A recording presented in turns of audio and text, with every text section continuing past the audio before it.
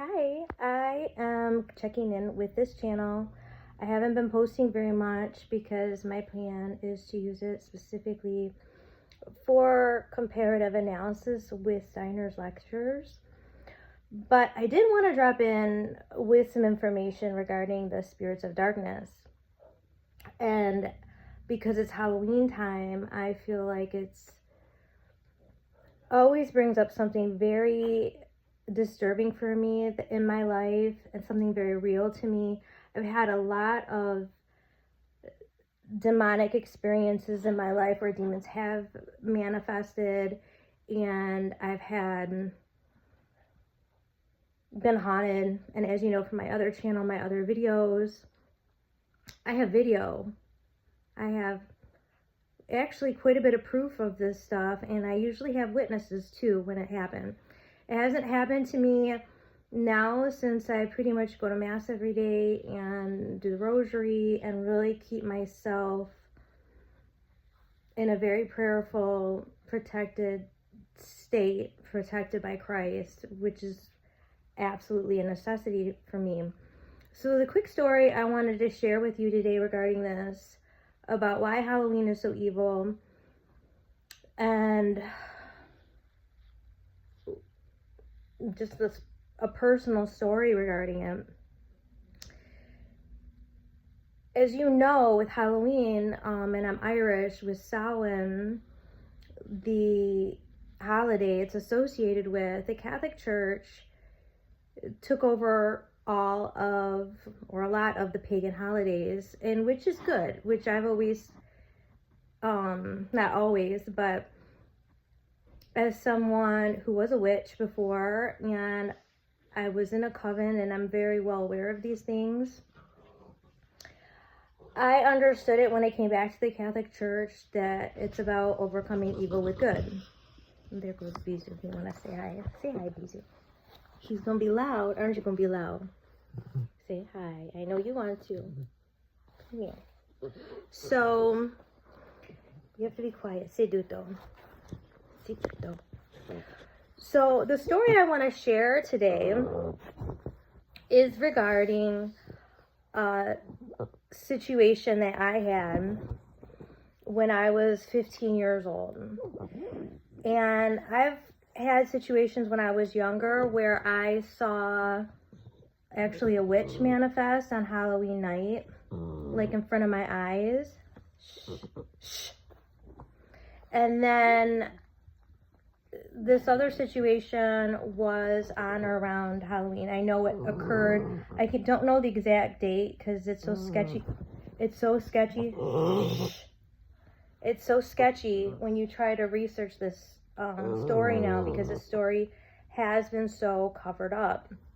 And I hadn't thought about it for a long time. This is Bisou. Shh. He'll stop eventually, I think. He's just getting jealous.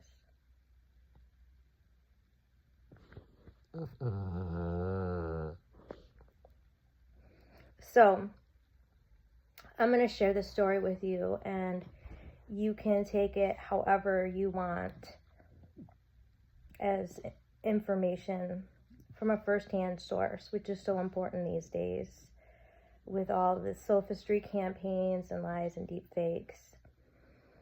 And so, as I was saying, with the Catholic Church, about overcoming evil with good, and how the Catholic Church took over these pagan holidays, and it was a good thing because these people were we're talking about Satanism, which is sacrifice, children and animals. That's one part of it. The other part of it is complete narcissism of do what thou will, and changing the time-space reality, which is connected to witchcraft.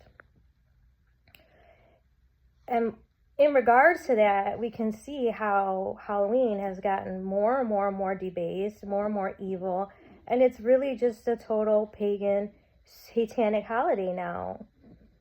And we know that witches and a lot of people use this holiday to do very nefarious things and to accomplish very evil goals. And so I've always gone back and forth in my life. I went many years not celebrating it. And then I came back to celebrating it, but trying to make it Christian and passing out like little tracts. And then I just didn't do it. And then with my kids, I did like a switch witch where we would change out all the candy for like organic good things. I've gone through the whole gamut, I guess, as an American with this holiday. But the reason why I don't celebrate it now, and that's really connected to how I was really haunted the last couple years ago, and I've had to just denounce everything and just block all things like that out of my life. So I was 15 years old, and I was invited to go to a homecoming with my best friend and her boyfriend at the time. And it was sort of a blind date with this kid I didn't really like or know. He wasn't even cute to me. I was really just doing it as a favor for her. And honestly, it was like kind of a girlfriend thing. And so we went to this homecoming dance thing. We got there and then we left after 15 minutes. And then I found out they got a hotel. So we ended up going to this hotel and my friend hops in bed with this guy, and then I was left with this other guy who basically we were drinking and he started kissing me and I was like, no, I don't want this. And then I asked my friend's boyfriend to take me home and they were like, no. So it was about 11:30 at night and I said, I'm just gonna walk home. I was about 3 miles away. And I was over in Warren, Michigan by Hoover and 696 Expressway. I don't know, for those of you who are familiar, there was a Chi-Chi's that used to be over there back in the day. And so I started walking. I remember I had this really beautiful, beautiful dress on. It was just incredible. My friend let me borrow it. I had black nylons on and I had black hair and I was in this goth looking satanic because I was in this total goth phase of my life with this white makeup, black lipstick, black hair. So I was looking like a devil worshiper myself the way I was presenting. And I just took off my shoes, my heels, and I just started walking. And so I walked across the expressway and I went down a side street. And as I walked down this side street, I started getting really uneasy and very like nervous. And so I started walking up to this house on the left and I looked at this ranch and I saw this black and red garage that had two big diamonds on it that looked like freaking devil eyes, like demon eyes looking at me at night. And I sat there with my shoes off in this fancy dress, looking like a sacrifice myself, honestly. Like I looked, if these people would have seen me, they would have been like, oh, wow. Because, I mean, they committed a satanic ritual murder there. So if they would have saw me or caught me, they would have been like, oh, look at this one's all, ready for the occasion. And honestly, thank God I had the hand of God over me and the Spirit of God to protect me. I looked at this house and this garage and the hair stood up on my arms and I started shaking. I felt absolutely terrified. And so I remember just running after I saw that house and just no shoes on, barefoot, midnight, like a maniac running home. And I did get home, thank God. And so that was like, I think on a Friday or Saturday, because it was a homecoming dance. And on Monday morning, I came home from school and on the news was that house and those, that tape, that caution crime scene tape everywhere. And they showed like federal agents at this house, like just going through the house, bringing out bags and bags and bags of stuff on the news. And so they said, there was this murder of Stephanie Dubé, 15-year-old girl, same age as me, I think born 1975. And they said she was ritually murdered on that satanic holiday, which happened to be the night I walked by these two men. Well, actually, I think one was a teenager. It's piñas. They were in some type of like that Dios Muertos satanic Mexican witch cult. I don't know if you know about that in Mexico, the Santos Muertos. I'm actually a follower of the Guadalupe. But, you know, it's very powerful witchcraft there. And so this teenager and I think his cousin, the Piñas, they're like sacrificing animals. That's what all the bags were. They were sacrificing animals for a long time. And so they wanted to do on that witchcraft holiday a human sacrifice. And so they planned it, and she went to bed and they covered their basement with newspaper. And then at the time, I don't know if it was midnight around the time I walked by, but they went and they told her to come downstairs. And when she came downstairs, they murdered her and they chopped up her whole body and they sacrificed her to Satan. And that poor girl, oh my gosh, God bless this poor girl. The story was so sad with Stephanie Dubé. She was a runaway. She came from a broken home and she was staying with these people seeking help and seeking sanctuary cities, right? And that's what these people did to her, these men. And so they put her head in the refrigerator. I think they were planning on doing something with the head at a later date, another ritual. And they had a big party on Sunday, invited all these people over. And I think they were in the basement. And one of the girls at the party, I think there was two girls, they went up to get a beer out of the fridge and they opened the fridge and they saw the head in a bag in the back of the refrigerator, which these two super girls, super women, I mean, God bless them too. This is really a story about how these women were connected to this, not just murdered, but these were warrior women that got these guys caught, because they would have probably got away with it because she was a missing runaway. And so she grabbed the head, and her and this other girl, I think there was two girls, they ran to the police and they brought the head, and that's how the guys were arrested. And so I end up walking down there again. It was a couple blocks down. And I just watched that. I remember going up there for a week and watching them clear out the house. We're talking thousands of animals. It took them a week to pull all those dead animals out of the backyard that they had buried, like this pet cemetery that they had sacrificed these animals.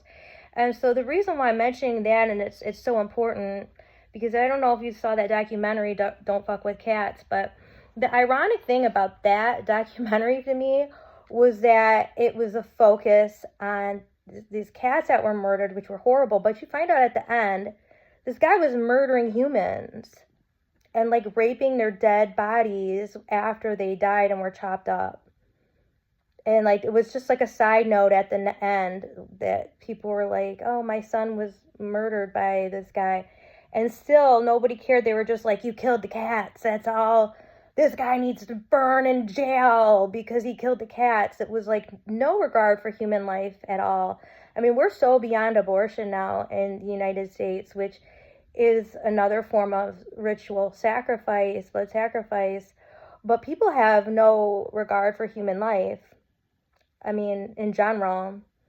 And they care more about animals than humans, which is ironic. And look at all these animals that are sick. And these humans are sick. So just because they love and try to save these animals doesn't mean these people are healthy enough, strong enough, or kind enough to love these animals just because they're so passionate about them. You know, activism and actually being what you're activating for, I mean, it's two different things. And I know that because I've been an activist my entire life pretty much. And so this story unveiled like this. It was absolutely horrible to watch it unfold in the news and see these two demon dudes, I mean, go to jail. I think one got a life sentence, and then the other one, because he was in high school, got a lesser sentence. And it was just all over. It was very well known. I mean, it was also on the news. It was like satanic sacrifice ritual. I mean, there was no question at all. Like, was it a murder? Was it like a sex abuse? Was it trafficking? No, it was just, that's how it was presented. And so I had actually forgotten about that later in life. And around the time I was around 35, I was listening to some podcast or show or something, and they were talking about how every murder is a satanic murder, regardless if you're mentally ill, which the Bible says, mental illness is a spiritual possession and attack. I mean, for the most part, of course, there's other issues and things like that, but they had presented it as like a mental illness, and these people said, like, specifically this case, they said no, like, this was a huge cover-up because Stephanie Dubé in Warren, Michigan was satanically sacrificed to the devil, and they said that, like, the web wiped it, all the news wiped it and changed it. And the story was basically ended up being like a huge cover up. And then they said like these dudes were going to get out of jail. And I was like, oh my gosh, I can't, like, it all hit me so hard when I was listening to this. Because, oh my gosh, I know this story. And, they went through a bunch of stories actually in the United States about they found bodies on the side of the road, like missing hearts. And then they're just like, oh, it's a murder. Of course, it's the lone weirdo serial killer. It's always that lone. They're still going with that lone gunman bullshit, excuse my English, for like they did with JFK and stuff back in the day. See, I grew up back in the 70s and 80s. Everything was blamed on the one dude. And they're still trying to do that now because, we're talking about networks.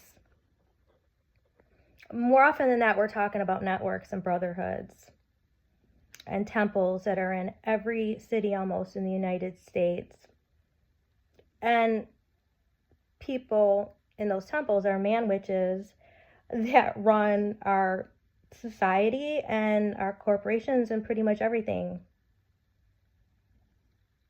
I mean, when you look at One Nation Under God and who those people are and what that really represents, they're not talking about Christ.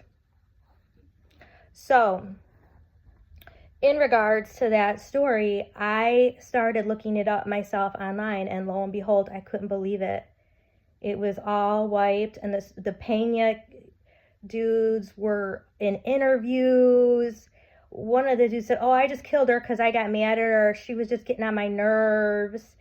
And there was something where somebody asked them, was this there was talk of devil worship, kind of like, how another satanic worshiper and demon dude, Johnny Depp, how he got involved with them kids, with that whole situation, with that satanic murder. And he did like the Marilyn Manson switcheroo, where like, oh, just because I look like a Satanist and I do satanic things and I sing satanic songs, don't call me a Satanist. Don't judge a book by its cover just because I'm looking like this and doing this and singing about it. What's wrong with you for looking at me and thinking I am what I am? Such a gaslight that they've portrayed and pushed on society. It's like a total sophistry campaign. And so this was along those same lines. Somebody had asked this dude if it was satanically related. He was like, oh, no, we were just kids. We were just fooling around. Had nothing to do with that. We were just... So they did. They washed it. And they let these guys out of jail. And you can look it up. It's going to be hard for you to find it. Stephanie Dubé, murder, Warren, Michigan. I think 1991. Go ahead and look it up yourself. You see what you'll find. Very, very little now. And it's all been washed and lied about. So we already have an issue with this justice system in the United States. It's pay to play casino where we have wealthy people who are blocking justice and coercing the system in their favor and framing people, of course, always framing people, because these people do everything by proxy. Wealthy people don't like to get their hands in the cookie jar, but when it comes down to things like this, they are a part of it. That's why it's always so locked down and it's always so covered up, because if you really look into it, you're going to find them. They don't use somebody by proxy to do these rituals for them. I mean, they want to be a part of them, and they get their power from those rituals, and it's part of their brotherhood and sisterhood too. I don't mean to discount that at all. That's something different. And I've talked about witches before and what that is. And in closing this, just to say a little thing about witches, because this is something that actually just happened yesterday with somebody I knew that said this. There's like these memes going around where these anti-Christian people who really hate the church and hate Christians, they always post these things about, oh, witches, they burn the witches, and they just hate women and all this stuff. And of course that's a part of it. I mean, that's been part of the patriarchy in our world, and it still is. But it's interesting because the women who say this are implying that there's no witches and there's no witchcraft, as if to say somebody is a witch is to say you're a mother or a friend or a sister, and like there's no meaning to this word witch. I can attest as somebody who was a witch, it's very real, and the power is very real. And I think it's very real to these people because it's also a cheap way into the spirit realm. Like the relationship I have with Christ and my spiritual experiences I have with the Mother of God, and like the beauty, I mean, that came to me through years of prayer and dedication and dedicating my life, and wasn't something I was just going to be able to conjure with a bunch of girlfriends on a Friday night and like a wine glass and a Ouija board. You don't conjure Christ. You earn your way in. I mean, salvation is free, but if you're walking the walk and you're talking the talk and you're in prayer, then the spiritual world opens to you. And you get the blessings, you get the grace, and you get the love and the light and the beauty of it. And it's not about money and doing mean things to people and all this other stuff. It's a total flip of our whole culture and everything that we know. And so I just found it interesting that these people always harp in on this and say, oh, they killed all these women. And yeah, I'm not denying that a lot of innocent women were killed and may have been killed. But when we say that, we're also saying that witchcraft isn't real.